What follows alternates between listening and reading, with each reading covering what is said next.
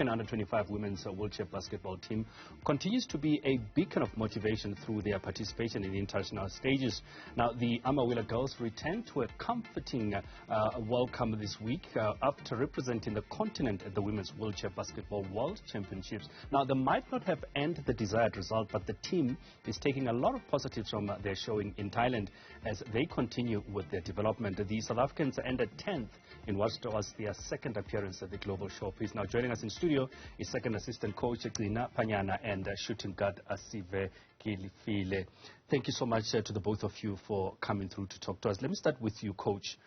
Thank you once again. But what was the experience like of being at the World Champs? Getting to see some of the bigger nations, let's say, in sport across the world and across the globe, getting to see how they do things, how, you know, we stepped up the stage. We're on the world platform now. We get to see a lot of eye-opening experiences from what we witnessed from the other teams. But even from our side, just getting to experience the fact that, you know what, we are actually also part of the best in the world, because we are at this competition and we didn't just get a free ticket to get there, we qualified to be there. So it was a matter of pride in being at this tournament as well, and knowing that we actually have a place in the top 10 in the world. Yeah. Asive, this was your second World Champs. Yeah. What was the experience like going the second time around? Was it better than 2019? 2019 besibatsha bonke siqala songudlala ibasketball besiphayana. Okay, most yethu besihlala ebhenchini because bekuhleli khona abantu abadlala kodlula thina besifika. First team. Yes, 2019. Yes. Then the second time igame iphatha City. Yes. Yeah, besithola igame time engcono phinde futhi kwa igame yethu ibi-improvile kakhulu, like si achieve thina into besifuna ukuyi-achieve noxa nje siye saluza kodwa ukuluza kwethu ukuthi thina besifila as i-winners because sidlalile laphayana besiskora.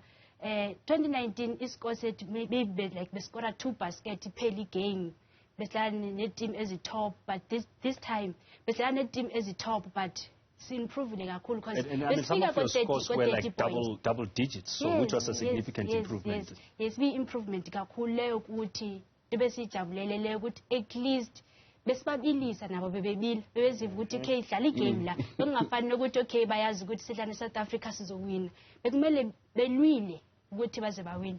And I mean, Coach, you was playing up against some of the best. I mean, the first game against Canada, you played the likes of Germany and so on. So the girls were thoroughly tested. And do you think that has helped in just, as Asive is saying, that just giving them that strength and confidence that they can, as much as it's not a desired result, but they matched pound for pound some of the best in the world? They did. They went up against them. Like you said, it wasn't a matter of these teams are walking in and thinking, South Africa, we're going to get a walk through. No.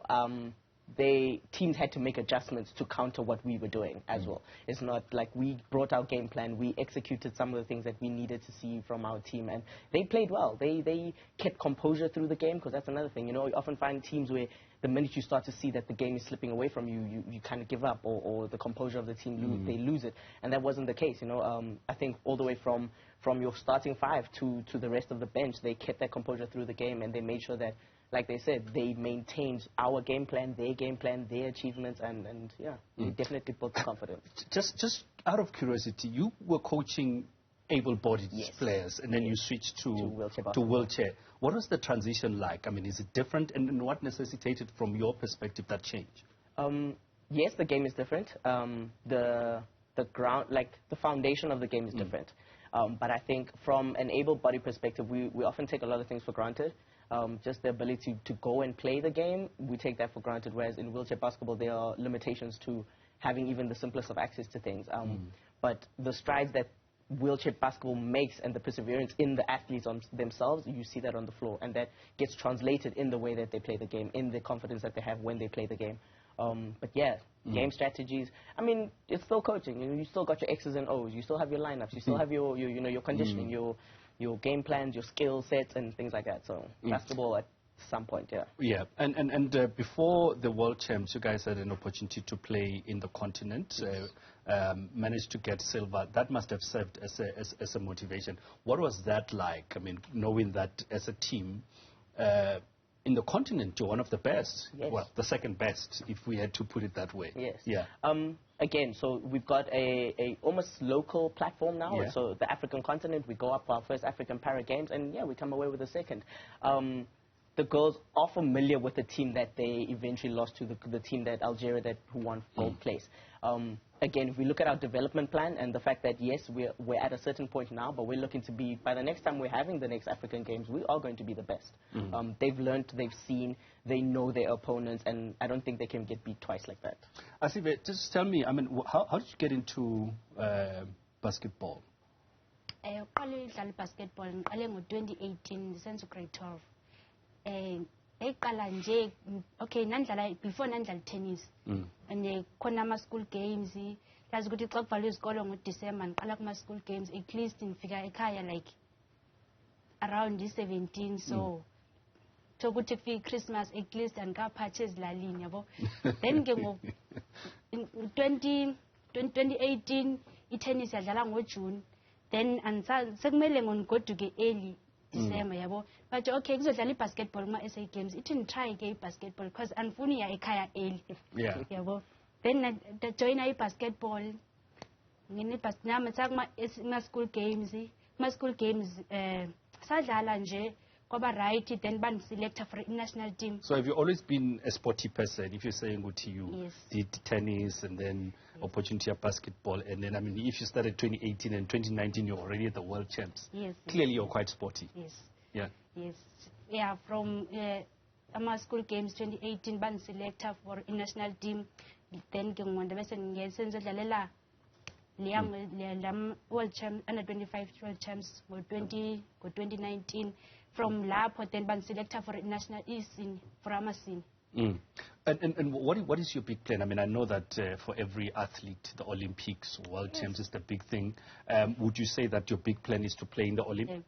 Iphupha lam ukuyodlalela i-Paralympics, and iphupha lam kukunyusa i-South Africa. And would you say that there's enough competition, enough awareness in terms of the sport itself? From la South Africa ngathi ukuthi like asinazi competition is enough, as a training enough, like a trainer twice a week, and it's not enough, and teams esicompete nazo like xa sesidlala ku-world champs abantu abanayo yonke into batrainer every day, like bayiphila basketball bona, and thina trainer twice a week, it's not enough, and thola ukuthi sine competition like eziyi-3 kuphela ngonyaka, and it's not enough yabo. Yeah, ngathi nithi sidinga more competitions. Coach, would you agree that to improve the standard of wheelchair basketball in South Africa, we need more activity, we need more competition, so that the teams, the players, the athletes are kept busy? Yes, I think from every stage, if you look at the system, even from an athlete perspective, we need them in the gym, we need them on the courts, we need them having access to facilities. To say, I mean, the facilities are there. We now just need to connect the dots, get the athletes to the facilities. And that's the individual aspect of it. But from a team perspective, from the league perspective, I think the more exposure they have to it, the better the overall program will be. And I mean, what would you say, where are we in terms of the sport? I mean, finishing 10th in the World Champs, finishing 2nd in continental competitions. I mean, where would you say we are? Improvement, yes, but where are we from your perspective as somebody within the game? So because we immediately have results that can give us a direct, like a pinpoint of where we are. So we are 10th in the world right now, under 25. We are 2nd on the continent, senior ladies. Give us another 4 more years to go for another Africa Para qualifiers, and I think we'll be topping it. Give us another competition, another 4 more years for the under 25s. That's another success. So Olympics 2028, definitely a dream. Yes, an attainable dream. An attainable dream. A goal that we are facing. Yes. Yeah. But what would you think at this point, very briefly, Coach, are the challenges, if any, that might be in the way of that? Yeah, in the way of achieving that dream. I take from Asive's point, which is access on a daily. The athletes we face internationally they live literally in the facilities. They study in universities or institutes that provide facilities for them to train every single day.